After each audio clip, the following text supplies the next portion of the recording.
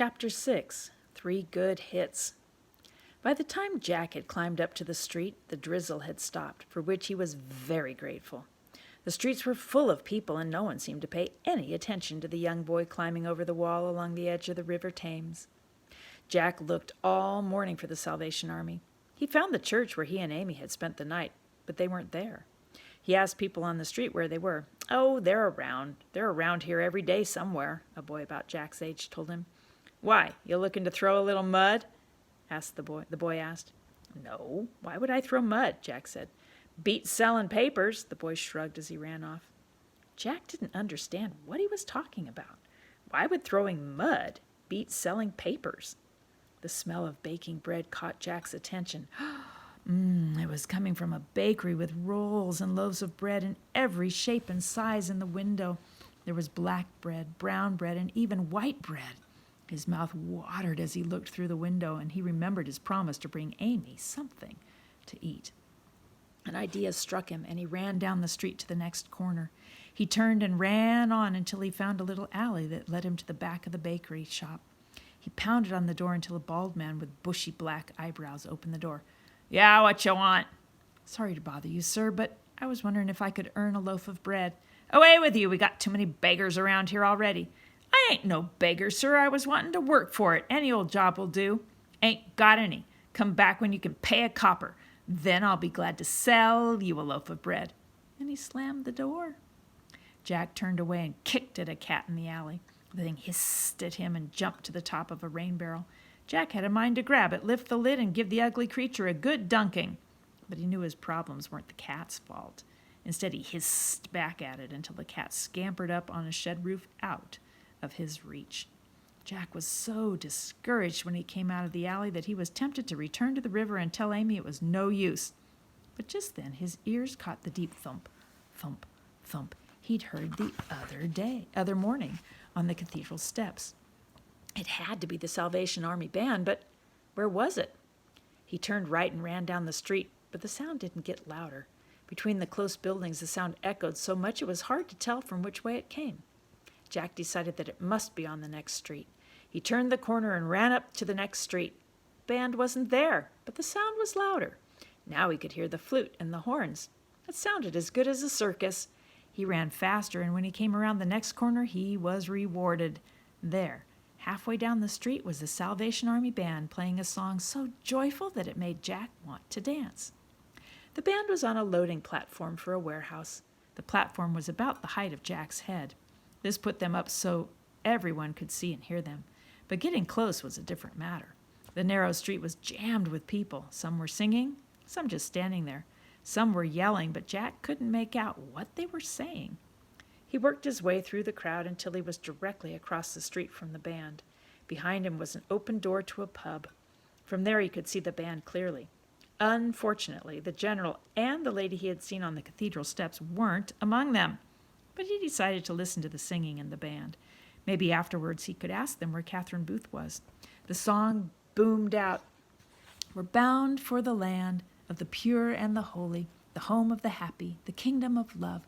Ye wanderers from God in the broad road of folly. Oh, say, will you go to the Eden above?" Jack wasn't sure what it all meant, but he liked the tune, and he sure would like to go to some land where there weren't so many troubles. The chorus asked, "Will you go? Will you go?" over and over again with such earnestness that Jack almost shouted, "Yes!" Just then, something went flying through the air and landed right in the bell of one of the horns. It jammed the horn into the player's mouth so hard that his lips began to bleed. Jack could see that the thing thrown was a dead cat. A tremendous roar went up from the crowd. Some were cheering, some were yelling to leave the band alone. They're doing no harm. More things went flying through the air. Rocks, bottles, and mud that splattered on the band players, turning their uniforms into an ugly mess. The throwing seemed to be coming from a group of boys, just about Jack's age, and most of them were right around him. As the fray continued, one after another yelled, "There! I got a hit! Count one for me! Bullseye! That's a halfpenny for me!" The riot calmed down when the Salvation Army people got down from the loading platform. "Hey, boy! Come here!"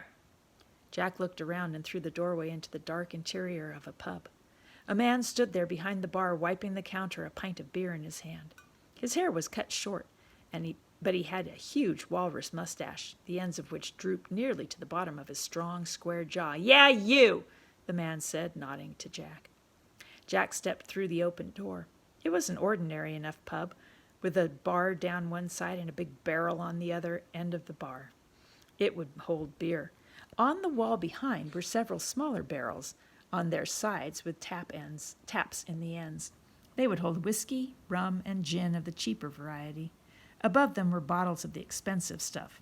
Around the dark room were a few tables with chairs and a big old stove with a bucket full of coal beside it. Jack approached slowly.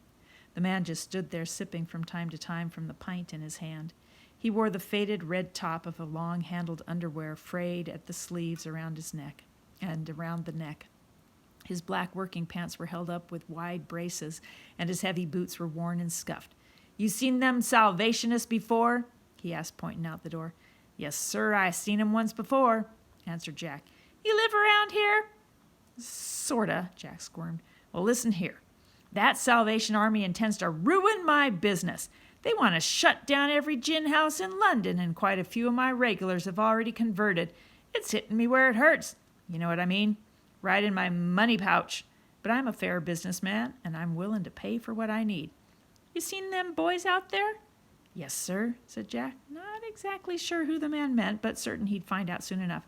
"I pay each and every one of those boys a halfpenny every time they make a hit that counts. You know what I mean?" Jack shook his head no. He actually did have an idea what the man was saying, but he could hardly believe his ears. "What I'm saying is, when they throw something and they make a good hit, I keep score and I pay a halfpenny each hit. The way I figure it, pretty soon those Salvationists will give up and find better things to do than trouble a legitimate businessman. I got a legal license to run this pub, you know." "Yes, sir," Jack said, not quite sure what he was agreeing with, but feeling he ought to say something. "So what do you say? I'll pay you the same?" "I got no cause to bother those people," Jack protested. "No cause?" the man growled through clenched teeth. "I just told you the cause, you little brat." And he made as if to lunge after Jack. Jack turned to run out the door when the man changed the tone of his voice. "Wait, I didn't mean nothing against you, boy. Look here. Come on back in here. You look like you could use a job, am I right?" "Yes, sir," said Jack. "Me and Amy, well, we need some—" Jack stopped, thinking it best to keep his troubles private. "Okay, then, you need some money? I got a job for you to do. That's cause enough, wouldn't you say?" Jack thought about it a moment. The hunger pains in his stomach were getting unbearable, and he'd promised to bring Amy something to eat. He couldn't find that Mrs. Booth tomorrow. If they didn't like... He could find that Mrs. Booth tomorrow, sorry. If they didn't get something to eat soon, neither of them would be strong enough to search the city for their uncle. "All right, how do I get paid?" "I'll be watching. You come back here after it's all over." When Jack left the pub, he expected that the Salvation Army would have packed up and left for some place safer, but instead, one of the men was standing up on the platform speaking. "A lot of you don't have jobs. Some of you lack a place to live, and maybe you are even hungry. When Jesus saw people just like you, he cared. He cared enough to do something. There were 5,000 men, plus women and children in that crowd. That's a lot more than there are of you gathered here today on East Tenter Street." But Jesus asked a small boy to share what he had, and Jesus multiplied it. The Bible says that he took the 5 loaves and the 2 fishes, and looking up to heaven, he blessed and brake, and gave the loaves to his disciples, and the disciples to the multitude, and they did all eat and were filled, and they took up the fragments that remained, 12 baskets full. Jesus said, "Come unto me, all ye that labor and are heavy laden, and I will give you rest." But so many of you try to find your rest in gin and beer. You think you can drink your troubles away, but the Bible says, "There is a way which seems right unto a man, but the end thereof are the ways of death." Just then a howl went up from several people in the crowd, and a very ripe tomato landed right at the feet of the speaker, splattering red juice all over his legs. Another tomato just missed the flag that flew above them. "Down with the Salvationists!" yelled someone. "They just want to shut down our pubs." and several more things flew through the air. Jack looked around and saw that some of the boys he had noticed before were again throwing things, so he too reached down and picked up a small pebble and gave it a gentle toss toward the speaker. He really didn't want to hurt anyone. The pebble flew through the air in a high arch and bounced harmlessly off the speaker's cap. Jack glanced toward the pub. The owner was leaning casually in his doorway, his muscled arms crossed on his chest. He looked at Jack, scowled, shook his head. Jack got the message. No half pennies for little pebbles, even if he did score a bullseye. With a raised eyebrow, the pub owner pointed to the street not far from Jack's feet.